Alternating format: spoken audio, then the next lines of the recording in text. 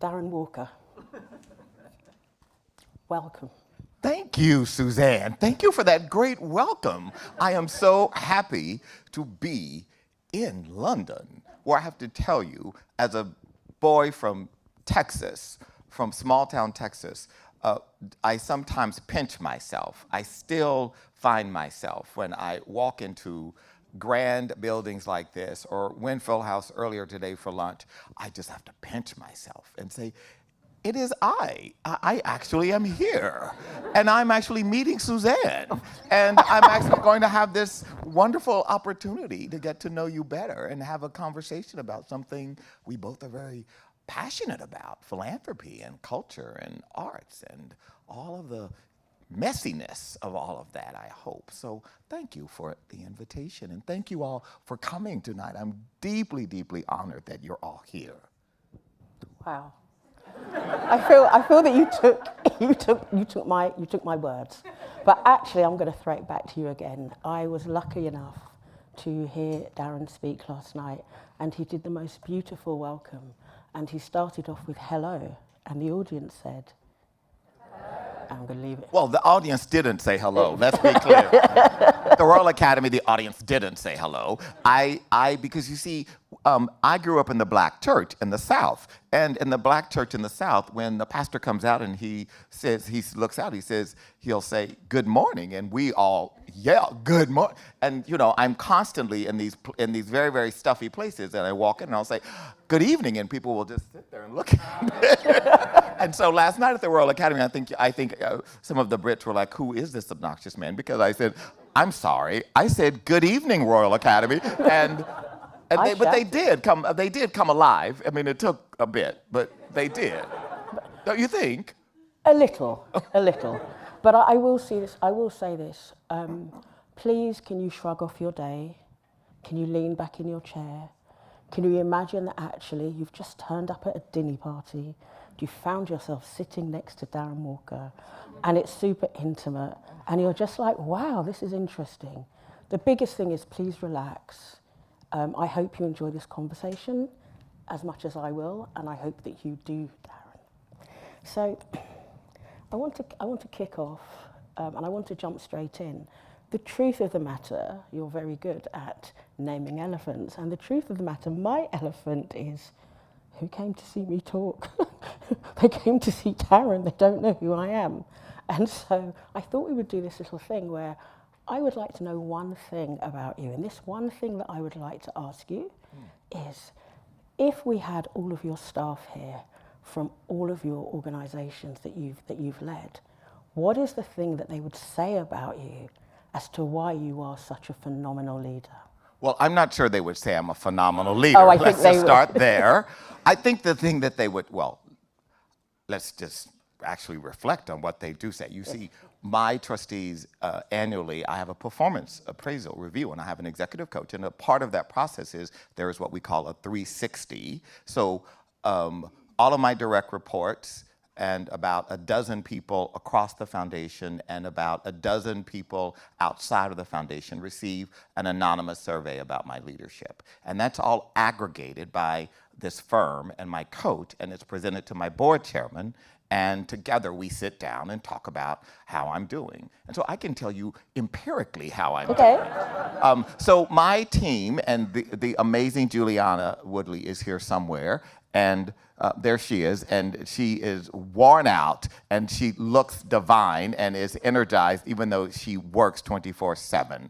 So one of the things I think my staff would do say, is that they're exhausted working with me, and that I'm exhausting and that I am kind but very demanding. And yes, they do say that. So that's what they would say.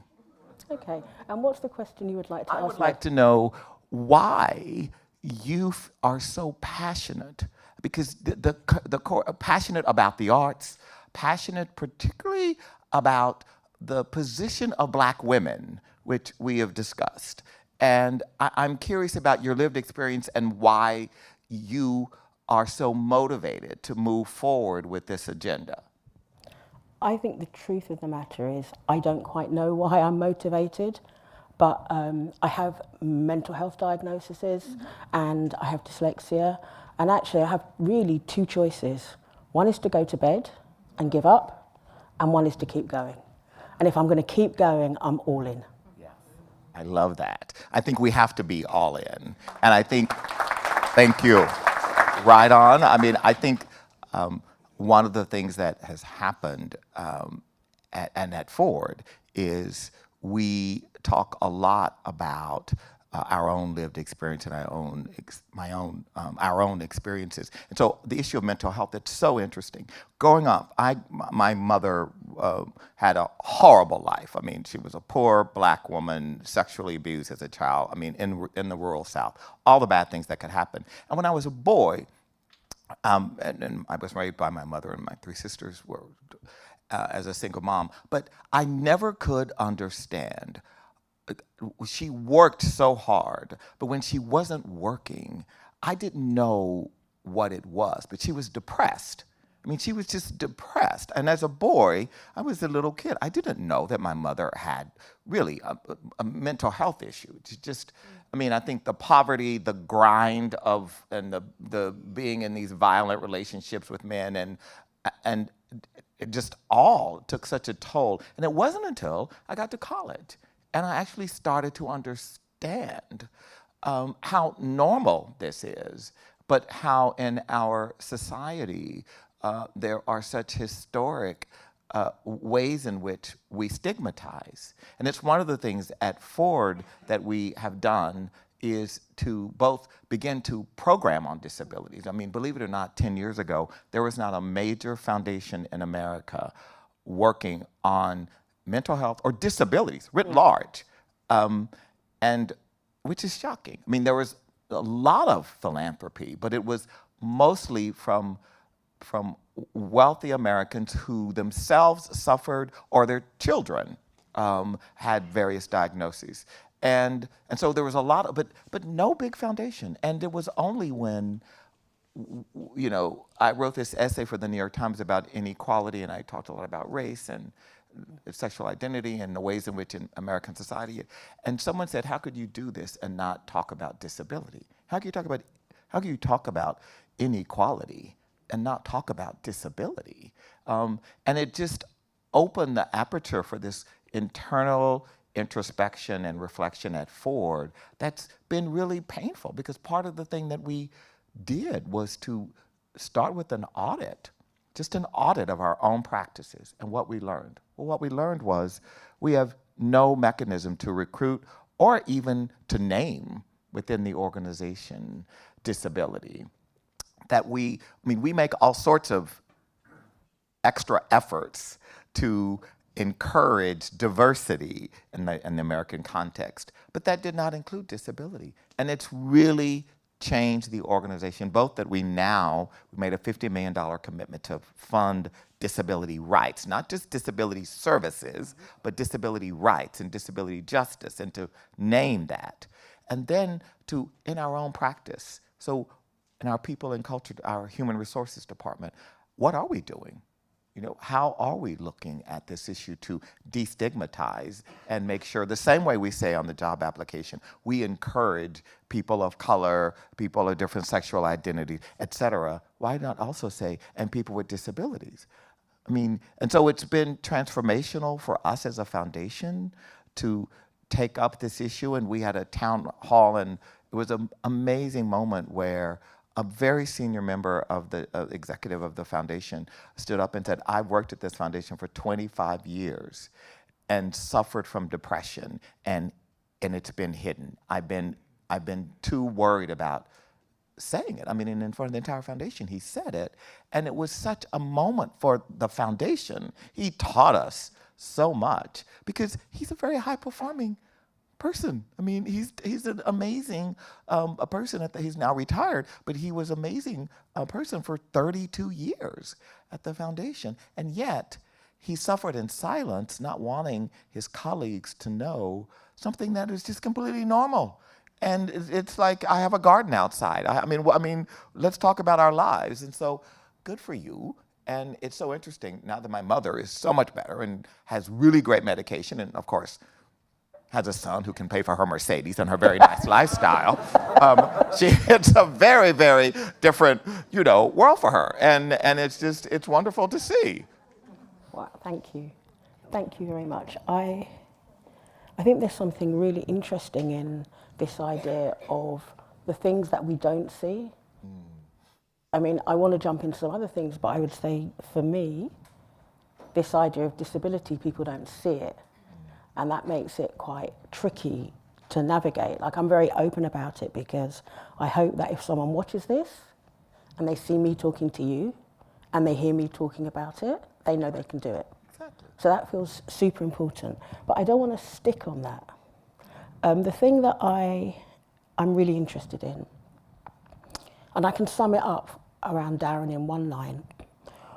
When I ridiculously got into university, like only a few years ago, and I read widely outside of the curriculum, and I was looking to see who would talk about power, because for me that underpins so much.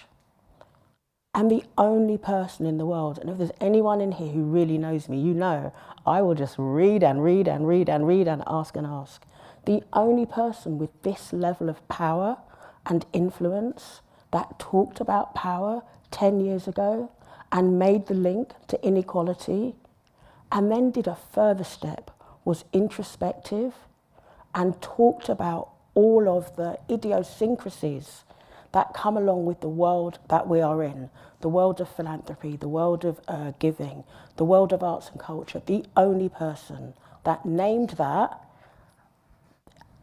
in that level of power and talked about these are the problems that we face was you. And for me, that's the very definition of someone who can be a great, agile leader. So I want to do something, if it's okay. I just want to read a little... Oh, no. Oh, Darren. Not the whole thing. So in the preface of the book, and it's an extraordinary book, From Generosity to Justice. We're not going to talk about the book all evening, but I just want to set a scene. The preface is really a really good summary, a really good set out of what Darren talks about. I just want to read a little bit and then I'm going to ask you a question. So Darren says, ultimately, I feel more strongly than ever that philanthropy is not one kind of action or entity, but rather a continuum that spans from generosity on one side to justice on the other, and that we must push our work wherever and however we can, beyond the former to the latter. And he goes on to talk about Finley Peter Doone, who coined that phrase, comfort the afflicted and afflict the comfortable. We must do both. And I want to ask you how that relates with this move that you talk about from generosity to justice, which really is the sum of the book and pretty much how you drive your work forward. How do they relate? Well, what is the, I think, origins of this for me was when I joined the Rockefeller Foundation in 2000 as a part of our orientation on philanthropy, because remember, I had a very non-linear career. I mean, I started at a law firm, I went to investment banking, I ran an NGO in Harlem, and then I landed at Rockefeller Foundation in this world called philanthropy. And Andrew Carnegie's 1889 seminal essay, The Gospel of Wealth, is really the foundational document for American philanthropy. And he laid out in this very important essay a set of principles by which men like himself should live their lives. And Andrew Carnegie was an immigrant. He was a Scottish immigrant. He'd come to America, founded what became U.S. Steel, Carnegie Steel in Pittsburgh. And he believed that men like him and Rockefeller and Mellon and the other industrialists of the time were provided with gifts from God that were unique to them, and he had no issue with inequality. In fact, he said inequality was just simply a byproduct of their superior knowledge and superior ability as entrepreneurs and businessmen. And the only question that was relevant was how to be generous and be charitable and to give back. Indeed, Andrew Carnegie was the first prominent person to use the term giving back. And so when we all say, I want to give back, it was because Carnegie had spent most of his life becoming one of the richest men on the planet, and he decided, in part because of his own religious beliefs and in consultation with others, that it was time for him to give back. And so I read that, and it was a very powerful essay. But and so that was in 2000. 2013, I become president of Ford, and as I was searching really for different ideas that could help me frame and name how I wanted to lead Ford and the philosophy, because I was in search of something else. And I came upon this obscure speech that Dr. King had given on another subject, but and he was talking about the poverty campaign that he had initiated, and so this was a few months before he was murdered in 1968. But he said in this speech, philanthropy is commendable, but it should not allow the philanthropist to overlook the economic injustice which makes philanthropy necessary. And so what Dr. King was saying was something else. He was saying, actually, philanthropists, it's not about charity. Yes, charity is good and generosity is good, but it's not enough. You need to examine your own culpability in the very problems you are now seeking to give back to solve. And so that was a very different idea for me. And I'd never come across such a perfect, efficient articulation of how I saw the world, because I was constantly struggling with both my own privilege and my ability to see that privilege, because I've lived with privilege and I've lived without privilege, and there is a big difference. And I recall when I left law school and I came to New York, and as a first-year associate at this big Wall Street law firm, there were always these people to take care of us. And there was a wonderful woman who took care of the first-year associates, and she gave me an envelope one day in the summer, and she said, when I had just arrived, and she said, go just to 50 Wall Street, to what was then the First City National Bank. I'm so old. It's now a Citibank. But go and just take this, and when you get into the bank, give this to, and so I go into the bank. Now, I've been to a bank. I had in the student credit union at the University of Texas. And I know you go and you stand in line, and so I went and I'm standing in line, and there are all these people, and it's the middle of the summer and it's hot, and there are all these people, and this lady walks by and she's asking everyone and she says to me, can I help you? And I said, oh, I just need to open an account. And I gave her, and she opened it, and she said, oh, sir, please come with me. And I said, oh, all right. And so she takes me up these stairs, and there's a sign, and it says, the private bank. And so I go inside, and it's like, it is literally like that Chris Rock comic story when like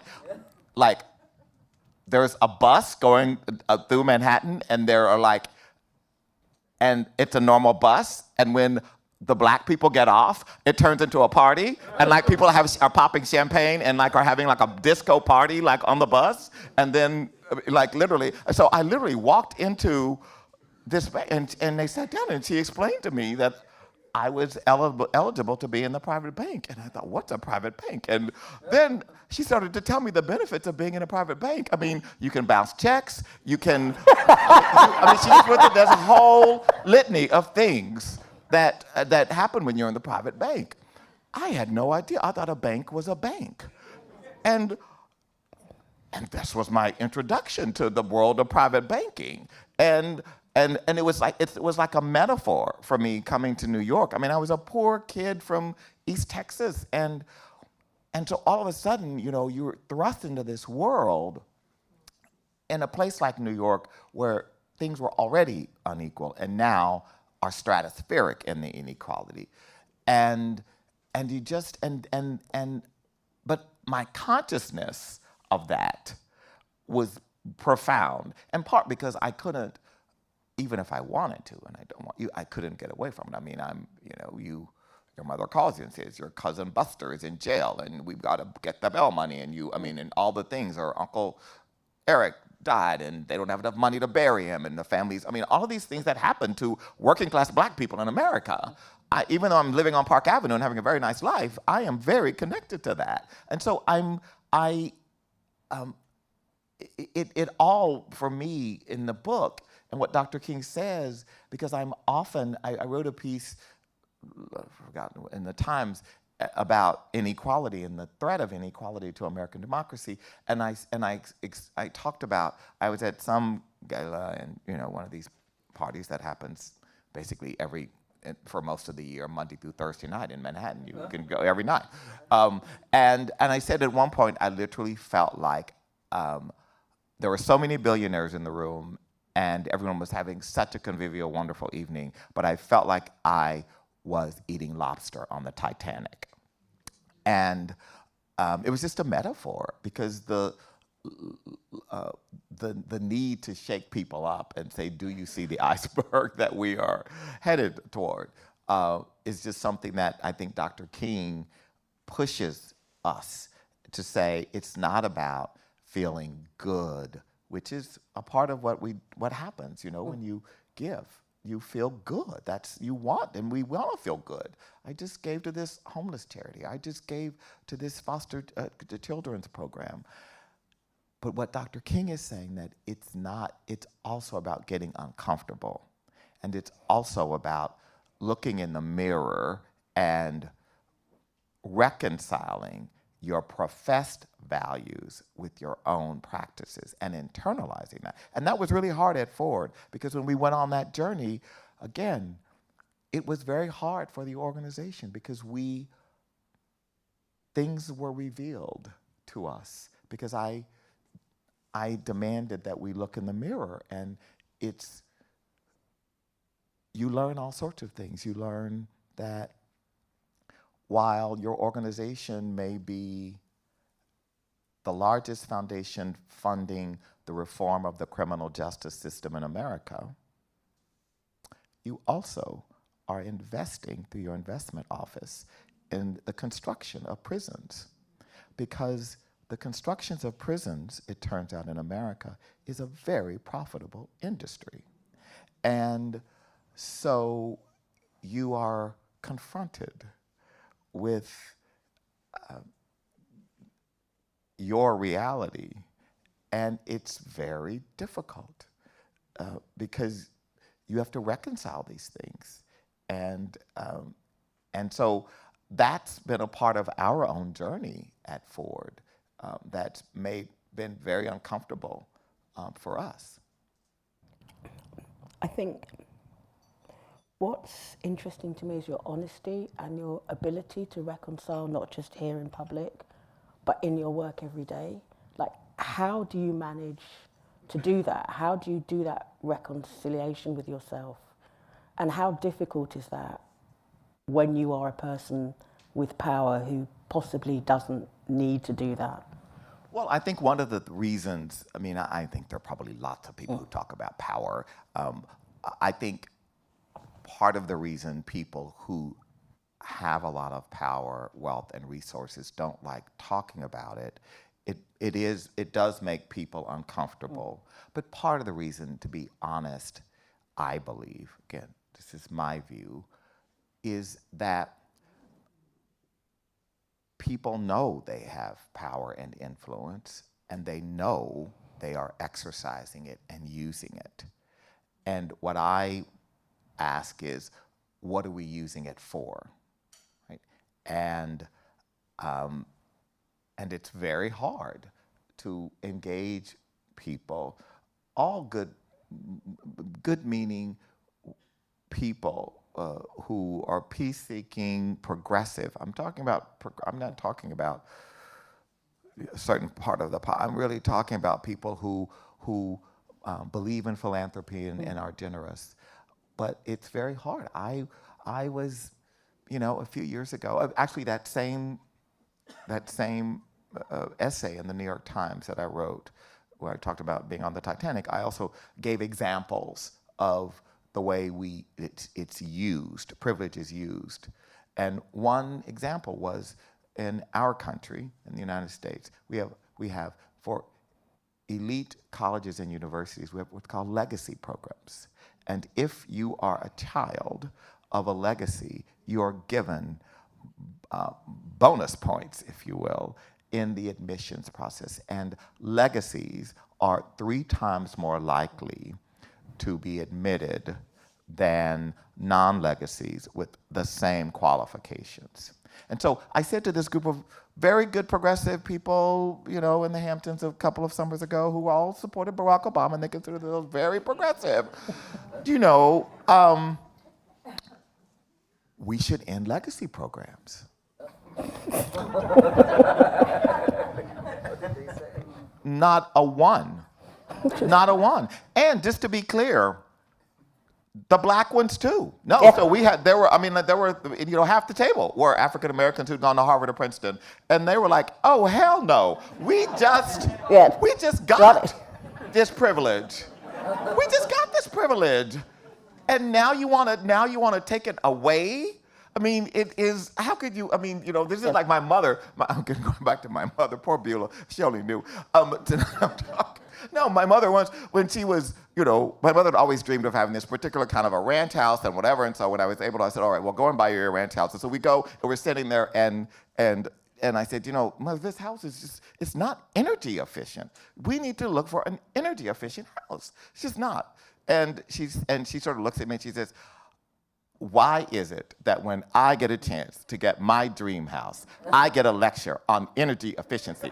Nobody told the white family who owned this house before me that they needed to have it. Why is it that I get a lecture on energy, and she's like, thank you for inviting me to the party and closing the bar. And I said, Mother, that's part of the reason. Nobody said to the white family before, this house is energy efficient. And so you can't live in a house like this. And but it's very hard because those black legacies, they want their kids to have the privilege of getting into Princeton and Harvard too.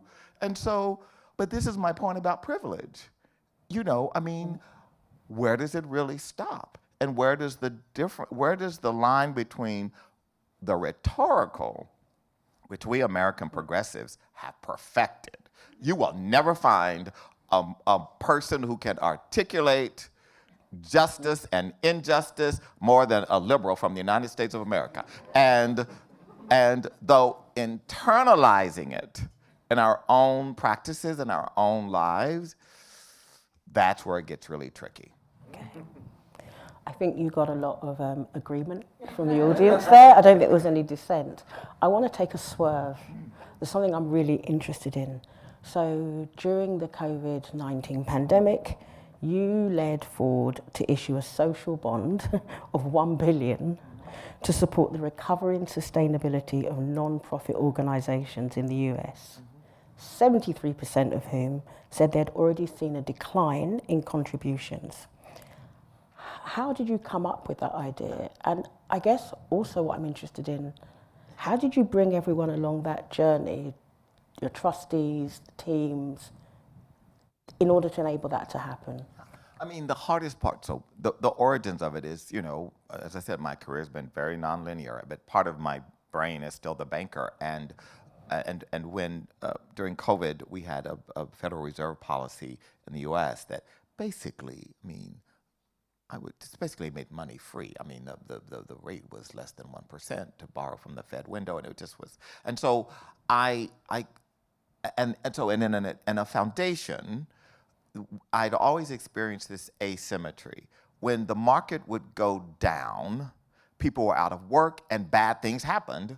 And so we would find that we had more applications for grants, But that was the same time our endowment office, our investment office would say, spend less money in grants because our total endowment was down, right? And so the last time, so in 2008, I wasn't at Ford, but the data was across town at Rockefeller, and the same thing happened to us. You know, our endowment went from, say, 10 billion to 7 billion. So the next year, you know, we had a big drop in our budget, but that was, ironically, I mean, people needed more. So I was trying to solve for that because the markets were very choppy, and our endowment was losing value early in the pandemic. But at the same time, we had this opportunity. And so the banker in me just said, you know, my goodness, our endowment office, I mean, investment office is saying, you know, we need liquidity. Don't spend a lot of money. But on the other side, you know, I mean, basically the Federal Reserve has said you can borrow money for basically nothing. So I just proposed to the trustees this idea. Well, first I went to some banker friends and said, what is this idea? What do you think? And they were all like, this is a great idea. You should do it. And so it was great. So we issued a 50-year bond for 2.5%. I mean, 2.50. I mean, which is like right now is what like a 30-year money market trades at. So it was like amazingly great and timed well. But the hardest part was not the Ford trustees have an amazing board and an amazing team. And so there was no, and from the grant making team, are you kidding? I said to them, the result of this will be, we'll give away $1 billion in addition to the $1 billion we already give away. So we'll give away $2 billion in the next 2 years. So people were like, we'll go for that. And so there was no issue internally. The hard part was I wanted other foundations to join because it wasn't about Ford and it wasn't about our innovation. It was about how do we get philanthropy to better collaborate. Again, no industry has perfected the language of collaboration better than foundations, and no one does it more poorly than foundations. And so we are always telling our grantees, you need to collaborate. You need to collaborate. And then, you know, hello, hold the mirror up. And so I spent a lot of time. That was the hard part. I called 14, started with 14 of my peers. I mean, we all know each other, the big foundations in America. So I started with, you know, the list of the top 20. And you know, that was hard work because there was always an excuse to say no. And this is the other thing. As a leader, and again, another bit of feedback I get, you know, is that I always want yes to be the answer. So, no, and I do. I do. And I say this, and again, I get it a lot. And again, I had enough analysis in 360s to know I'm speaking the truth, sadly. And part of what they say is he always wants a yes, and then I do, and I say, we're in the business, we don't have stockholders, we don't have customers, come on people, like, the answer ought to be yes, and it can't be yes to every grant application, but if we say, how do we figure out a social bond, the answer can't be, like, for example, when I became president, I wanted to change a lot of systems, and I said, we need to do more unrestricted support because most of our support was project support. We need to make multi-year grants. All right, the CFO said, we can't make multi-year grants. Why can't we make multi-year grants? Because the board doesn't approve multi-year grants. The board can approve whatever they're the board. There's no law that says a foundation can't approve a multi-year budget. No, but we've never done that. Get me to yes. Get me to, like, so short of it being against the law, or the IRS coming after us, or whatever, please get me to yes. And so this was what I would say to my colleagues who I'd call and say, and they say, oh, my board will never go for that. Or can we suspend like a little disbelief and that's the hardest thing to get institutions to do. And it's particularly hard to get institutions who really, technically, don't have to change. I mean, for the very reasons I just said. Nobody's gonna, now we will become irrelevant and inconsequential and not impactful, but we don't have to change. And so for me, that's part of the incentive. It has to come from within. But we did succeed. So Mellon, MacArthur, Duke, I forgot the fourth one. There was a fourth one. I'll be mad. Joined. Oh, Kellogg. and so the five of us together, so four did $1 billion, and they collectively did $1 billion. And so it was really a $2 billion commitment. And my ask of them was to match forward, because our $1 billion was unrestricted. So we were not going to give any project grants in that $1 billion. And they all agreed. So that was a great thing. And it was the beginning of COVID. People were completely unhinged in the sector. And so it was good, and it was helpful, and it demonstrated that we could collaborate, the big foundations, and that we could innovate, because we had to, for everyone, this was a very different sort of thing. And I would hound people. I remember having a Sunday afternoon conversation with this very prominent person who's the chair. Well, the president of the foundation said to me after my hounding him, he said, the board chair will never go for this. I said, I know him, I'm gonna call him. So I called him on a Sunday afternoon. He was like, why are you calling me? And I said, you have got to be, you really have to consider this, and et cetera, et cetera. And he said, why do you care? Darren, it's the Ford Foundation. It's gonna be big news. It's gonna be in the New York Times. I mean, blah, blah. I said, of course, I know it's gonna be big news. I know it's gonna be in the New York Times. That is not why. It is not about Ford. We in philanthropy are really bad at this, and we need to change our own practice. And it can't be because you say, well, we've never done this. And this is going to require a board meeting a meeting between board, quarterly meetings. And this is, it was all these and you just think, all this privilege we have, literally, we are sitting on so much privilege. And we're just pissing it away. Really? It's the middle of a pandemic. And you don't want to do anything differently than what you have done, pre-pandemic. But again, that foundation, to his credit, that person who I hounded on a Sunday afternoon did come around. And that foundation did join. And, I think it meant a lot for them and to them. And then after, it was a good response. Right, so I don't know if everyone knows this, but Darren and the Ford Foundation fund across sectors, but they are super passionate about arts and culture. I am not going to allow Darren to start talking about arts and culture because the lights will go off. But I do want to ask you this, right? In this context of doing things differently, the UK and the US have really different funding ecosystems.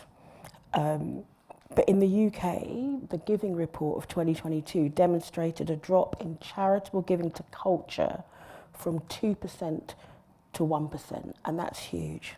So with this we've got this super urgent need to develop new philanthropists. We're looking to the US just a little, and we're looking to your success at developing philanthropists. And we're wondering, what could we learn from you other than to ring people on a Sunday afternoon? Well, I don't. Look, I want to be very clear.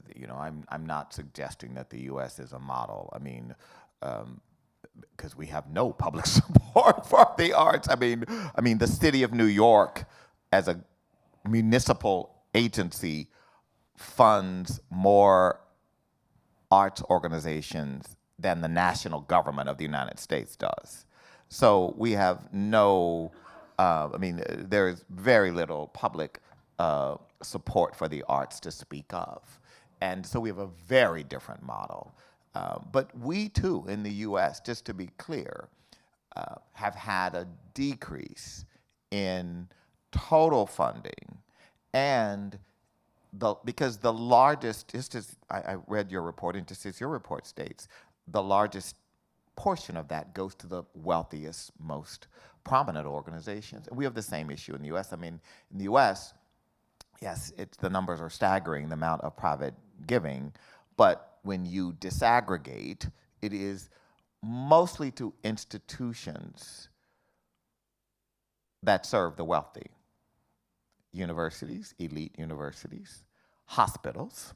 That's why when you go to an American hospital, you see named wings and names everywhere on the walls and in the bathrooms, on the toilets. They are literally, because private philanthropists, because their wife got great cancer care at Memorial Sloan Kettering, you know, or whatever, they give lots of money, which is not just for the wealthy, it benefits the larger, but it is their own lived experience that often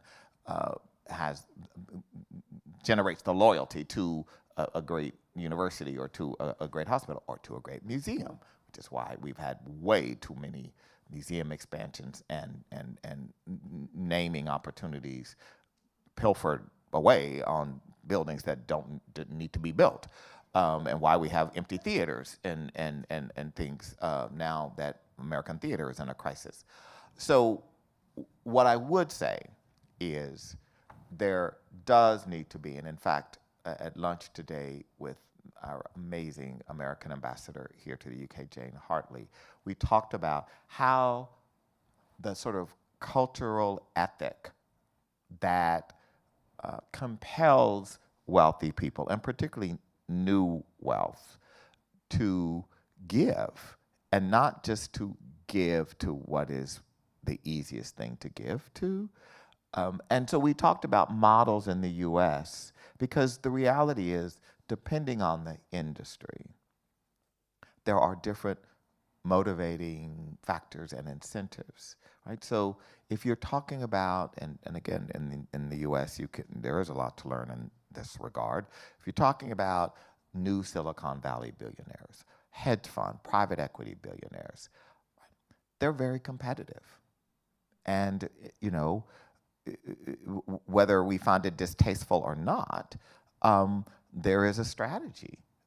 And in New York and the US, I mean, those strategies are you find 2 or 3 highly regarded peers, not Darren Walker, but a young hedge fund billionaire who says, or an older statesman of the industry who says, you should be giving. I mean, and that tradition we have, going back to Carnegie and Rockefeller, right? Where they say, and that is an incentive, because these are admired men, and we're talking about mostly men. And whether, again, we like it or not, they need to be incented. And so for some, that is a strategy. That's the strategy, and that has worked in a place like New York, where we have this thing called the Robin Hood Foundation that basically are just all hedge fund and private equity leaders in New York. And, you know, they have one party a year, and they raise over $100 million at one party. And the reason they do is because they're very competitive. And, you know, every table is $500,000. And Steve Schwarzman stands up and says, I'll do $5 million. And then Henry Kravis has to stand up and say, well, if he doesn't, I'll do 5. And then it's just, I mean, a part of you, as someone who's attended this, is like appalled. But part of you is like, okay, like, yes, match his $5 million. Because that is going into the kitty that is going to basically go to help poverty in this city. And on another track, we'll fund the things that make them all mad at me, that is exposing the inequality and the injustice in our tax system that allows that to happen, right? And so I'm constantly in this funhouse windows, because Ford Foundation is funding a lot of research on the unfairness, the regressiveness of our tax system, because we do fund and are very interested in the systemic drivers of inequality. So we're less likely to fund a charitable project than we are to fund a piece of research or advocacy to demonstrate, like, why this exists in the first place. Okay, thank you. So I've got an eye on the time. You're out of time? No, I said I've got an eye on the time. Oh, yes. Oh, goodness, we can't be out of time. No, we're not out of time. We're not out of, terrible. I've been like blabbing on. Blabbing on? No, did you really say blabbing on? I want to flip the script slightly. One of the reasons that I'm an ambassador for the Cultural Philanthropy Foundation, I'm sure everyone in the room knows the definition of philanthropy, right? Yeah. The love of humanity. You're lucky. And so one of the things they do that is amazing, they have this prize, the Akates Prize, and it's really about the smaller philanthropist. And you talked about this idea of being in service, and I just wonder if, you know, as well as we talk about this larger scale, can we take a second and think about how that idea of philanthropy, what it really means in terms of those people who are giving smaller amounts, and how that is important for us, actually. And it's not just those big donations that make a difference. What does that, where does that come in for you, and this idea of power and those who give smaller amounts, really? Well, let's be clear here. Yes. And this is true both of research on giving in the UK and the US. Lower income people give a larger percentage of their income than wealthy people do. So let's just establish that fact. And philanthropy is not about the size of the gift. It is about the difference you want to make on ensuring that humanity is helped. And that humanity may be one artist, may be one child in a very, very dysfunctional system. And it is not a lot of money. It is about helping to change the trajectory or improve the life outcomes for someone. You know, when I went to college, I was lucky. I had a scholarship, and so I, was never worried about debt or any of the things that you meet young people. But there was a small well, it wasn't a foundation, there was a family, and the kids got together and they gave a $500 a year scholarship to a promising young student leader, or some category, whatever. And I was a recipient of that award, and it was $500. So it wasn't like, it paid for my dorm or but it made a material difference every year in my life. And these were not rich people. These were 3 or 4 children, adults of this graduate alumni of the University of Texas, and they wanted to honor their father. $500. That $500, my mother could not afford to come to Austin, Texas to my graduation. I used part of that $500 so that my mother could come and be at her son's graduation and stay in a hotel and not have to drive back home in one day, as she usually did, because she didn't have the money for a hotel. And so they don't know. It was $500. They weren't rich, but they were pooling their money every year to put $500 together to give to some promising young. It was one award. It wasn't like they were big, but I know that money made a material difference in the quality of my experience, and it affected my family. And if philanthropy is about that, it's not about being the Ford Foundation and working on systems. It literally is about, can I help make a difference in the life chances, opportunities for one person? That's philanthropy. Thank you.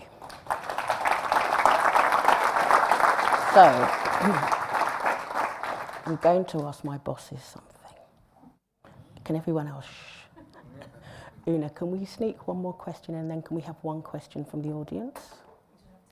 2 questions from the audience. Yeah. So Darren, I'm going to give you 20 words to answer this question. I can't believe I'm saying that. Terrible.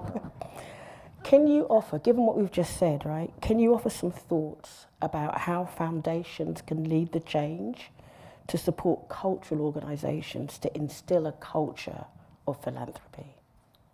Well, one, we have to acknowledge that these are very dark times. It is easy on any given day to be depleted, disgusted, dejected, depressed by simply turning on the telly.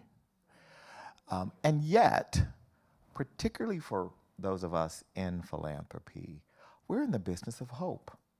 We're in the business of dreams. And part of what we have to do is to really lean in and help find the way to the light. Yeah. And there is no doubt that the role of the arts and the arts organizations are so essential to any society's sort of collective empathy. Because we know from the research, again, that, and it's why so many people are determined to have their children and grandchildren engaged in the arts, because we know that they are more likely to be empathetic. They are more likely to be able to see themselves in someone else's shoes, to see the humanity in other people, particularly people who don't look like them or come from their own class. And so we know that we can't have a just society, because if there's no empathy, there's no justice, right? You can't have justice. You can't have a society of people who are caring if they don't have empathy. And we know the journey to empathy leads through the arts. And so the role then of arts organizations and arts philanthropy is essential.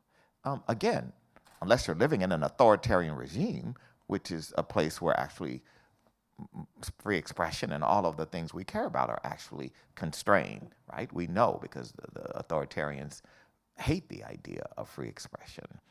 And so that's why we have to be engaged, and why philanthropists have to look at the arts, and not just the large wealthy organizations.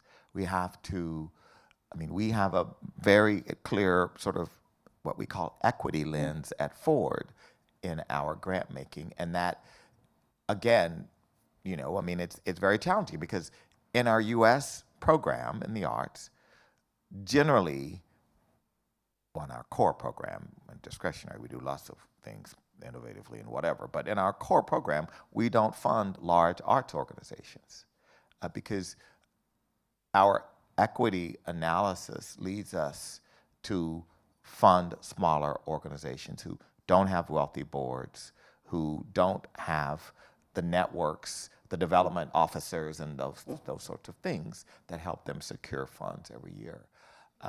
And even in larger organizations, what we're interested in funding are elevating the voices of the historically marginalized. And so, even at a place like the World Academy, we're funding this upcoming show on what's they're calling Entangled Past. And the reason we're funding it is because it's a radical show that demonstrates the arc of Black representation in British art that has been completely erased and ignored.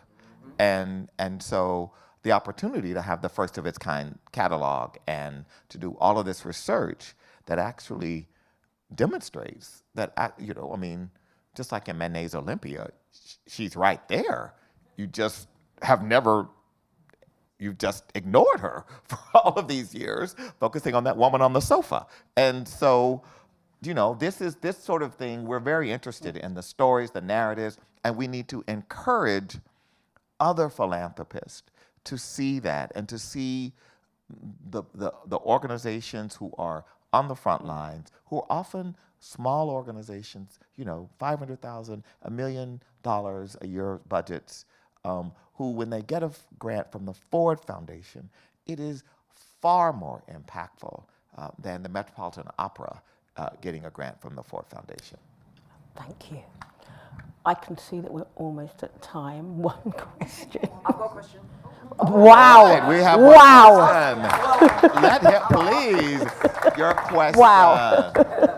Firstly, I just think it's amazing. Like, it's so inspiring. I never even knew like you ran an organization like that's amazing. Honestly. Get your question in quick, my friend. I will. Okay, so my question is this, right? How do you?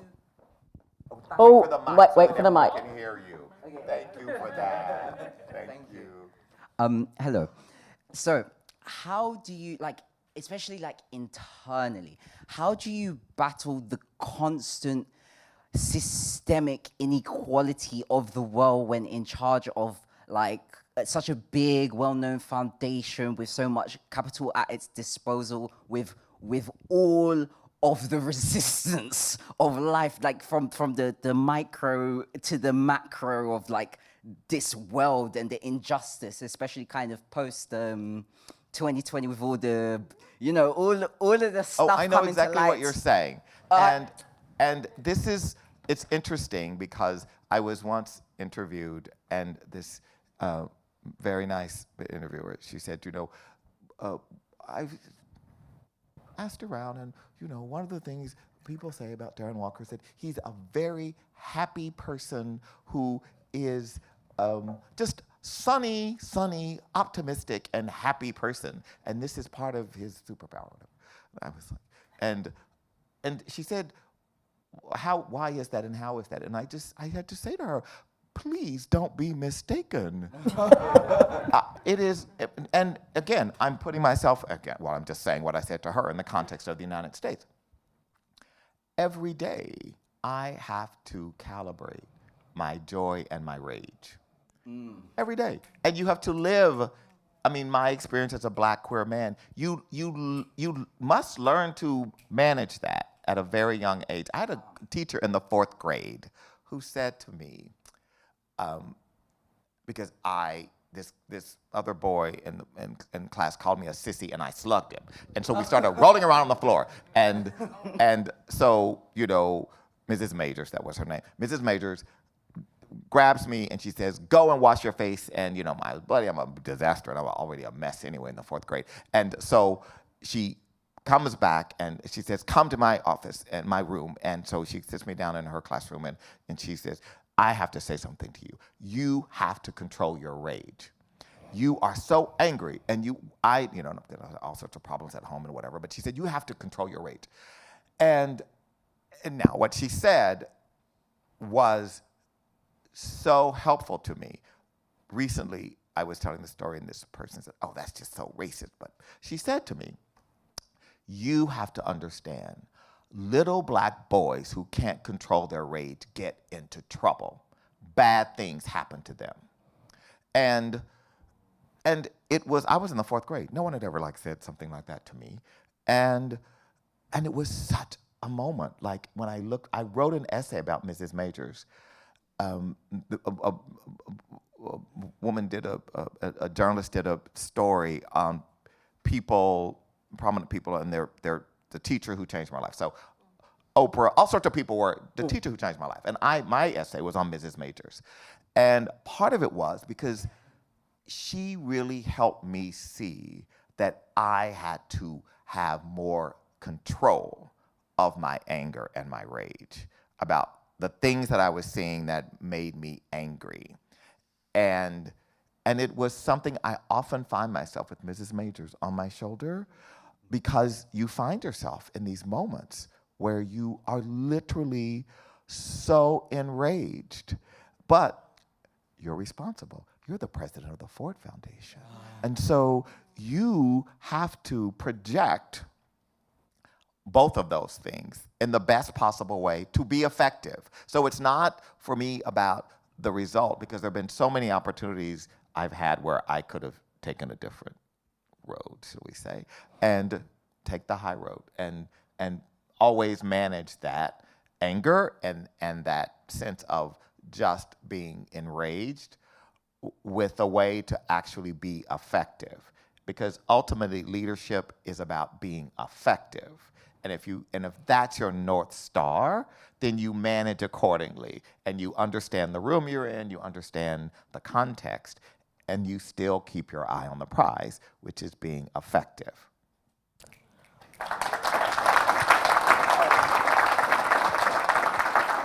I think I think that we probably end there. Hi, Eva in the back. Oh, we have to let my friend Eva just give this amazing woman who works for King Charles and has a really hard job. Let Eva have the last question, please. Using my influence, I am passing the mic to Baroness Valerie Amos. Oh my gosh, it's Valerie here. Valerie, I didn't see you. Hi, darling. No, You didn't tell me you were coming. I didn't tell them that I was coming. No. to Oh my surprise gosh, you. I didn't know you were here, Valerie. But I'm here. And Darren, I really want to ask you a question. Because the leadership that you have shown and the clarity that you have shown has resulted in the Ford Foundation having clarity with respect to injustice. But some of it has been at a difficult political moment in the United States. So my question is, has there been a cost to you and to the foundation of that clarity? And if so, how have you dealt with it? Well, thank you, Valerie, and of all people to speak about leadership. I mean, you could teach a master class. I mean, I would only say that one of the things about being a leader today, and this is why it is so hard for many to be a leader today. I mean, again, going back to my own country, I mean, the scrutiny that anyone who sort of sticks their neck out has to endure is really profound. And it's one of the reasons we have the leaders we have. And people who do stick their neck out, you know, there are real consequences. I mean, I have had at the Ford Foundation protesters. I have been called out by Angela Davis as not left enough. I've been called out, we have been called out by the right-wing media for undermining American democracy. I mean, so you get on, I mean, people, and you know, you've got protesters, you've got people in front of your apartment house, you've got to have extra security, you know, I mean, they're just things that happen that you have to be willing to do and endure that are really unfortunate. But if you have the resolve to say, you know, there's a set of principles, and this is how I live my life, and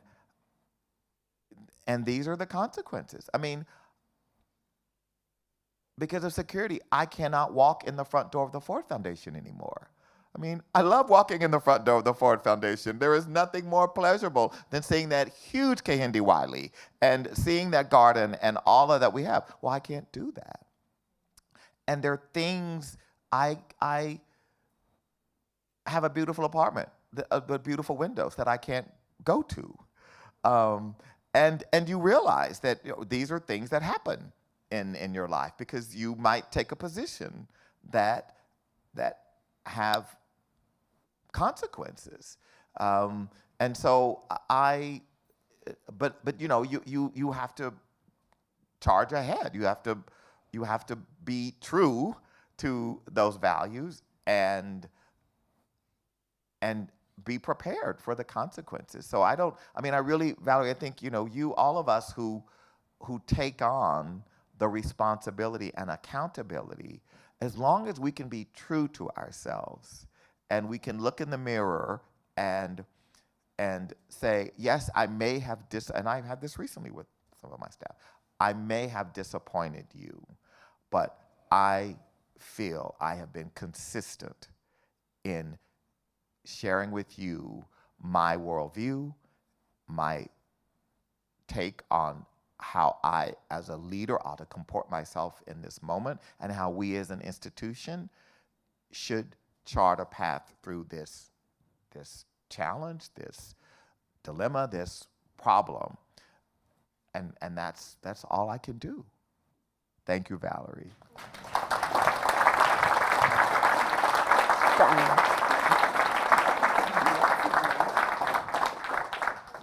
Darren Walker OBE, the man that I just had a conversation with.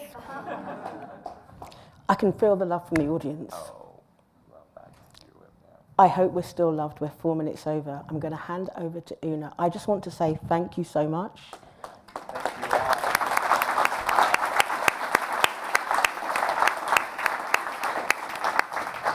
because they won't do it for themselves, I want to give a huge shout out to Caroline and Una, the Cultural Philanthropy Foundation, without whom this night would not have happened. A thank you to the US Embassy.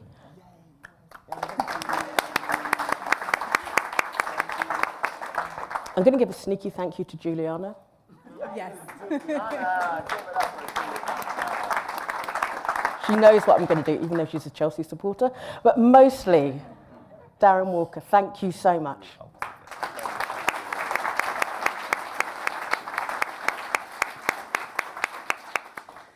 I feel a little bit like the music at the Oscars playing you off while we'd all actually like to stay listening to you all evening. Thank you so much to both of you for such a compelling conversation. Yeah, as I said, I wish we had another hour. Thank you to the Embassy for having us here this evening. And I should also say thank you to the whole team at Ford, to Katie's, to Ursula Burns, and everybody who's here this evening. Those of you who asked brilliant questions, we appreciate that so much. And those of you who have joined us from afar on the live stream. We look forward to being in touch with you about our forthcoming Culture is Creating programme. And in the meantime, please just join with me once more thanking Darren for being with us here this evening.